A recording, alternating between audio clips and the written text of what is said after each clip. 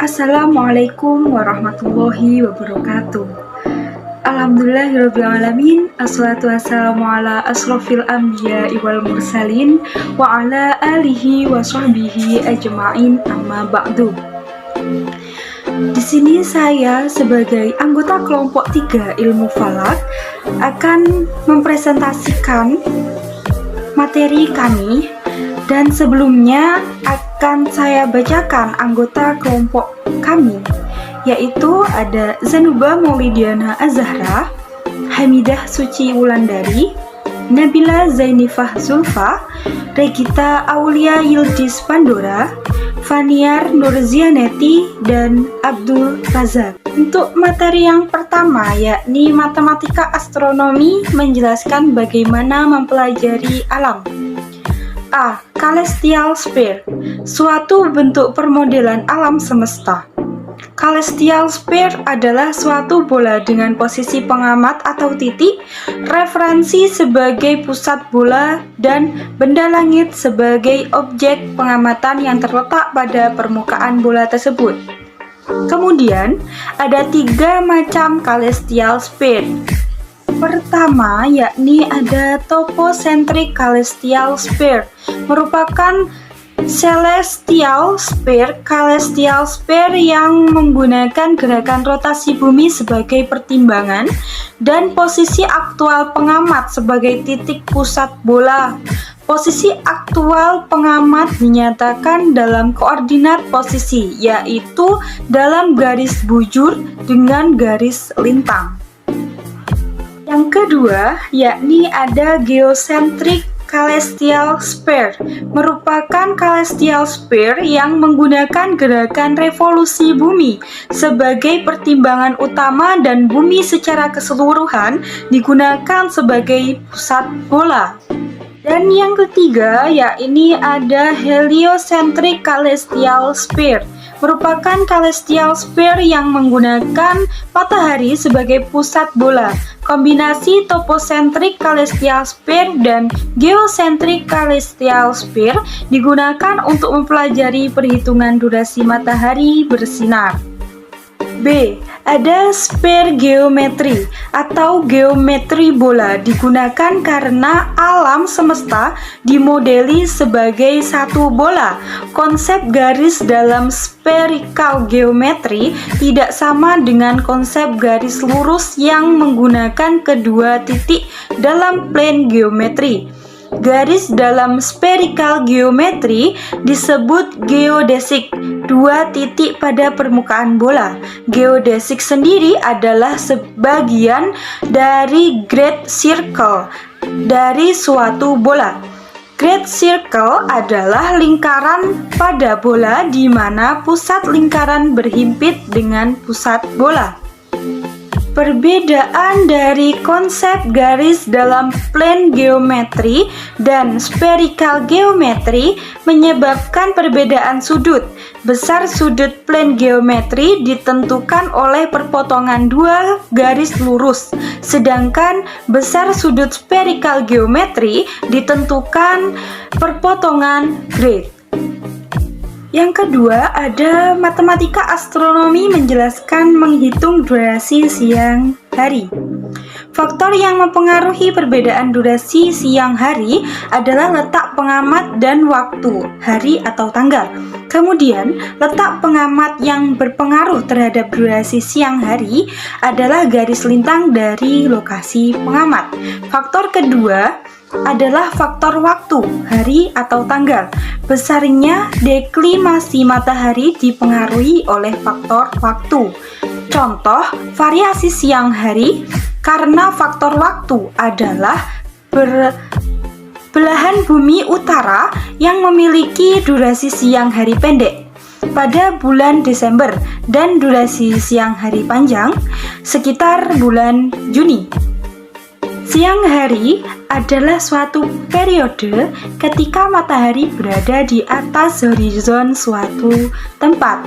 Lintasan hayal matahari selama 1 hari penuh merupakan suatu lingkaran yang disebut diurnal circle. Oleh karena itu, untuk menentukan durasi siang hari, kita perlu menghitung panjang busur diurnal circle matahari di atas horizon. Selanjutnya ada peredaran matahari dalam astronomi. Secara umum, gerak semu matahari dibagi menjadi dua, yaitu satu gerak semu harian dan gerak semu tahunan.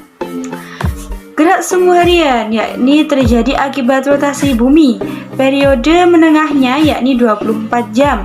Arah pergerakan ke timur dari timur ke barat. Kemudian kemiringan lintasan gerak harian matahari tergantung letak geografis pengamat. Yang kedua ada gerak semu tahunan. Arah gerak semu tahunan matahari yakni ke arah timur. Periode gerak semu tahunan matahari adalah sekitar 365,25 hari. Akibatnya arah terbit dan tenggelam matahari selalu berubah letaknya sepanjang tahun. Pada tanggal 21 Maret dan 23 September, matahari terbit tepat di titik timur dan tenggelam tepat di titik barat. Pada tanggal 22 Juni, matahari terbit dan tenggelam sejauh 23,5 derajat ke arah utara dari titik timur dan barat. Sebaliknya, pada tanggal 22 Desember, matahari berada 23,5 derajat ke arah selatan dari titik timur dan barat. Posisi matahari ketika berada di dua titik terakhir disebut dengan solstitium, yang artinya pemberhentian matahari. Matahari dan peredarannya menurut masa klasik.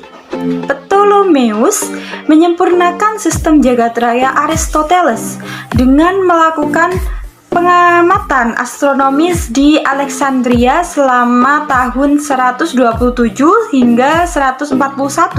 Hasil pengamatan digunakan untuk membangun model geometri tentang jagat raya di dalam risalah The Almagest atau sistem besar yang memuat teori matematik tentang gerak matahari, bulan, dan planet. Beliau menggambarkan bumi dikelilingi lingkaran-lingkaran. Pada lingkaran ini terdapat lingkaran kecil dan planet-planet serta matahari bergerak pada lingkaran-lingkaran kecil ini.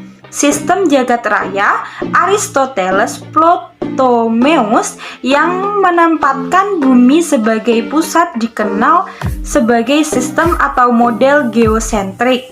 Tahun 1542, Nicolaus Copernicus menawarkan pandangan baru dengan risalah De Revolutionibus Orbium Coelestium, revolusi bola-bola langit, yang mengemukakan model heliosentrik. Planet-planet bergerak mengelilingi matahari dalam lintasan lingkaran dengan planet yang lebih lambat, mempunyai orbit lebih jauh dari matahari.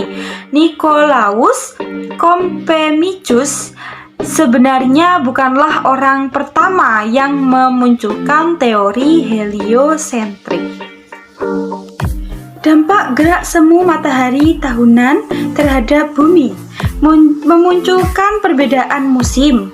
Pada saat matahari seolah bergerak ke arah utara, maka belahan bumi di utara tentu akan mendapatkan sinar matahari lebih banyak, yang mengakibatkan munculnya musim semi atau musim panas di utara. Sedangkan bagian bumi sebelah selatan akan kekurangan sinar matahari, sehingga muncullah musim gugur ataupun musim dingin. Di belahan bumi selatan, begitu pula dengan sebaliknya. Jika matahari seolah bergerak ke selatan bumi, maka bagian selatan bumilah yang akan mendapatkan banyak sinar matahari dan bagian utara tidak mendapatkan sinar yang cukup. Peredaran bumi dan pengaruhnya. A. Revolusi bumi merupakan peredaran bumi mengelilingi matahari. Revolusi bumi memerlukan waktu 365,25 hari atau 1 tahun. Arah revolusi bumi berlawanan dengan arah jarum jam. Akibat revolusi bumi: 1. Terjadinya gerak semu tahunan matahari. 2. Terjadinya perbedaan malam dan siang. 3. Perubahan musim. 4. Perubahan penampakan rasi bintang. 5. Penentuan kalender Masehi. Peredaran bulan. Bulan merupakan satu-satunya satelit bumi. Jarak rata-rata bumi ke bulan adalah 385.056 km. Titik perigee bulan berjarak sekitar 363.300 km, sedangkan titik apogenya mencapai sekitar 405.500 km. Meski jarak bulan ke bumi cukup dekat, bahkan masih dalam jangkauan gravitasi bumi, bulan tidak sepenuhnya tertarik gaya gravitasi bumi, sebab bulan memiliki gaya sentrifugal yang membuatnya tetap dapat bertahan pada lintasannya. Namun, akibat gaya sentrifugal bulan yang sedikit lebih besar dibanding gaya gravitasi bumi, bulan semakin menjauh sekitar 3,8 cm setiap tahunnya. Gerak bulan hakiki.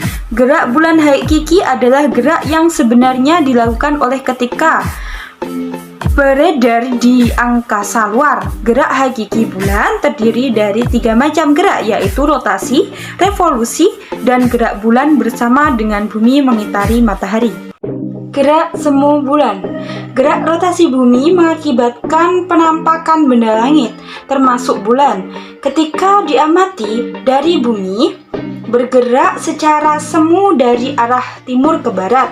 Pada saat yang bersamaan, bulan juga melakukan gerak revolusi. Akibatnya, setiap harinya bulan terlambat terbit dari bintang tertentu sekitar 50 menit atau sekitar 13 busur. Terhadap matahari, setiap hari bulan terlambat sekitar 12 derajat busur atau 0,5 derajat setiap jamnya.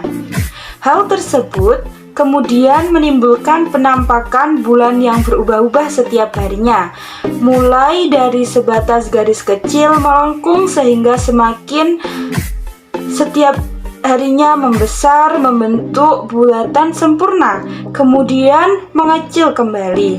Peristiwa perubahan fase-fase penampakan semu bulan tersebut diakibatkan oleh fungsi elongasi bulan, yakni sudut yang dibentuk bulan dari matahari ketika diamati dari bumi. Bulan mencapai fase purnama ketika sudut elongasinya sebesar 180 derajat dan fase bulan mati pada sudut 0 derajat. Istilah bola langit. Zenit yaitu titik puncak pada bola langit yang persis berada di kepala kita. Lingkaran ufuk adalah lingkaran yang membagi dua sama besar bola langit yang merupakan batas pandang si pengamat. Kutub langit selatan dan kutub langit utara adalah titik pada bola langit yang merupakan proyeksi dari titik kutub selatan dan titik kutub utara bumi. Lintang ekuator langit yaitu lintang yang merupakan proyeksi lingkaran ekuator bumi. Deklinasi atau D yaitu jarak suatu benda langit dengan ekuator langit. Deklinasi matahari berkisar antara kurang lebih 23,5 derajat sampai min 23,5 derajat. Sudut waktu atau T yaitu jarak antara suatu benda langit dengan titik kulminasinya. Lingkaran ekliptika yaitu lingkaran tempat peredaran semu matahari. lingkaran edar bulan yaitu lingkaran yang dipakai bulan dalam mengelilingi bumi. Selanjutnya yaitu ada istilah bola bumi. Ekuator adalah garis yang membelah bumi menjadi dua bagian sama besar antara belahan bumi utara dan belahan bumi selatan. Garis lintang adalah garis yang sejajar dengan ekuator. Garis bujur adalah garis yang ditarik lurus dari kutub utara ke kutub selatan. Lintang tempat atau P, yaitu jarak antara sudut tempat di muka bumi dengan ekuator tempat yang berada di sebelah utara ekuator dihitung positif, sedangkan tempat yang berada di sebelah selatan ekuator dihitung negatif. Tempat-tempat yang dilalui ekuator lintangnya adalah 0 derajat, titik kutub utara lintangnya 90 derajat, dan titik lintang selatan lintangnya min 90 derajat. Bujur tempat yaitu jarak suatu tempat di muka bumi dikelilingi bujur yang melalui kota Greenwich.